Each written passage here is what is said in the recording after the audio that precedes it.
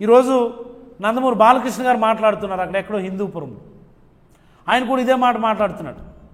జగన్మోహన్ రెడ్డి గారేమో 212 కోట్లే ఖర్చు పెట్టారు మెడికల్ కాలేజీల కోసమని. నాకు అర్థం కాక అడుగుతున్నాను, బాలకృష్ణ గారు మీరన్న ఫిగరు కరెక్ట్ అని అనుకుందాం. నందమూరి బాలకృష్ణ గారు చెప్పినటువంటి 212 కోట్లే జగన్మోహన్ రెడ్డి గారు ఖర్చు పెట్టారు అన్నది నిజం అనుకుందాం మనం. Let us assume it is a fact. Jaganmohan Reddy గారు కేవలం 212 కోట్లే ఖర్చు పెట్టారు అని అనుకుందాం. సంతోషం. ఈ 212 కోట్లతోనే 5 మెడికల్ కాలేజీలు పూర్తి చేసి క్లాసులు మొదలుపెట్టాడు. ఇంకో 2 మెడికల్ కాలేజీలను పూర్తి చేసి పాడేరులో కూడా మళ్ళీ క్లాసులు మొదలుపెట్టాడు. పులివెందులకు సీట్లు ఇస్తామన్నా మీరు వద్దనేడు. ఇంకో 10 మెడికల్ కాలేజీ వివిధ దశల్లో ఉండడం. ఈ 212 కోట్లతోనే సంతోషం కదా. ఇంత తక్కువ జగన్మోహన్ రెడ్డి గారు కంప్లీట్ చేస్తే మంచిదే కదా. మీరు కూడా 212 కోట్లు ఖర్చు పెట్టి పూర్తి చేయండి. 8,500 కోట్లు అనేదాన్ని పక్కకు తీసేద్దాం. పోనీ కేవలం 212 కోట్లే జగన్మోహన్ రెడ్డి గారు ఖర్చు పెట్టారు. సంతోషం. ఈ 212 కోట్లతోనే 5 + 2 7 మెడికల్ కాలేజీలు పూర్తి చేశారు అనుకుందాం. మీరు 212 కోట్లు ఖర్చు పెట్టి మీరు ఒక 7 మెడికల్ కాలేజీలు పూర్తి చేయండి. అలాగే ఈరోజు నందమూరి బాలకృష్ణ గారు మాట్లాడుతున్నారు ఈ మాట.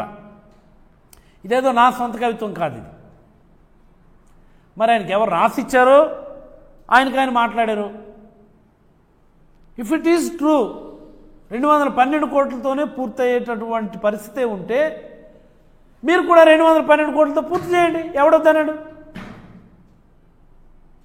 ఈ ప్రభుత్వంలో ఎవడు ఏం మాట్లాడుతున్నాడో ఎవరికి తెలియదు.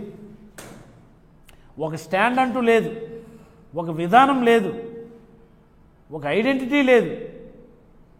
ఎవడికి ఏది నోటికి వస్తుంది మాట్లాడటమే. ఒకడేమో 212 కోట్లు అంటాడు, ఒకడేమో 400 కోట్లు అంటాడు, ఒకడేమో 800 కోట్లు అంటాడు, ఒకడేమో 8,000 కోట్లు అంటాడు. ఎవడికి ఏది పెడితే అది. నేను చెప్తున్నాను 8,500 కోట్లు టోటల్ ప్రాజెక్టు మెడికల్ కాలేజీలకు సంబంధించి.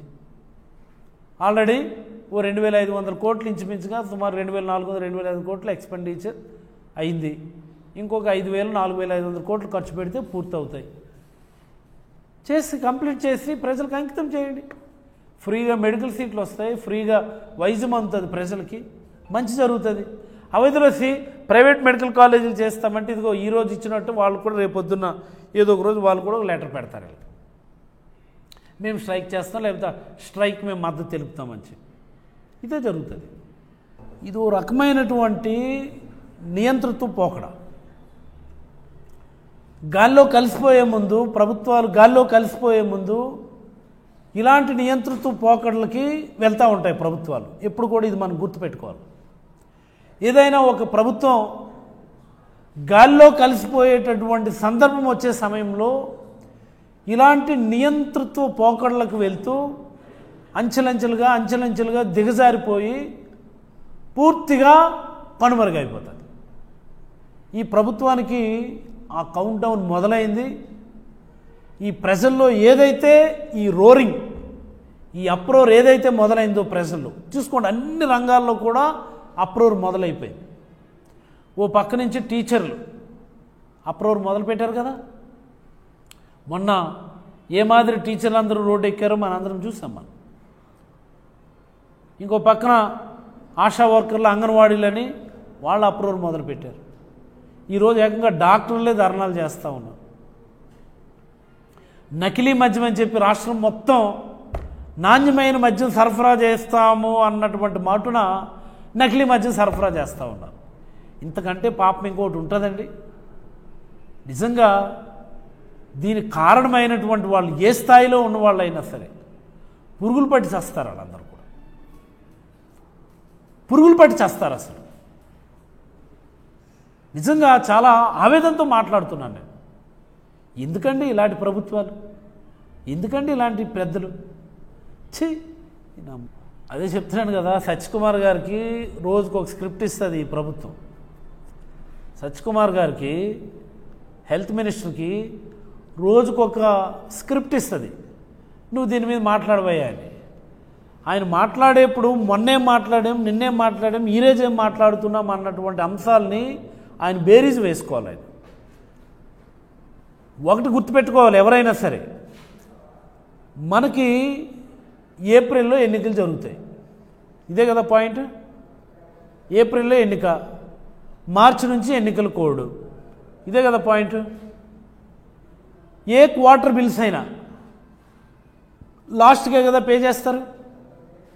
జనవరి నుంచి ఉన్నటువంటి క్వార్టర్ బిల్స్ మార్చ్ ఏప్రిల్లో పే చేయాల్సినటువంటి పరిస్థితి వస్తుంది ఏ గవర్నమెంట్కైనా. అందుకని last quarter bills, any bills pending ఉంటుంది. దానికి ఎవడేం చేయలేడు. అప్పుడు ఏం చేయాలి? ఎన్నికలు పెట్టడమే వాళ్ళు మే జూన్లో పెట్టుకోవాలి. అప్పుడు లాస్ట్ క్వార్టర్ బిల్స్ పెండెన్సీ లేకుండా ఉంటుంది ఎవరికైనా. నువ్వు మార్చిలోనేమో ఎన్నికల కోడ్ వచ్చేస్తుంది, ఏప్రిల్లోనేమో ఎన్నికలు జరుగుతాయి మనకి. మరి లాస్ట్ క్వార్టర్ బిల్స్ పెండెన్సీ ఉంటుంది కదా. ఈ పెద్ద మేధావి వచ్చి లాస్ట్ గవర్నమెంట్ బిల్స్ పెండెన్సీ ఉన్నాయి. పెండెన్సీ ఉంటాయి. ఎందుకు ఉండవండి?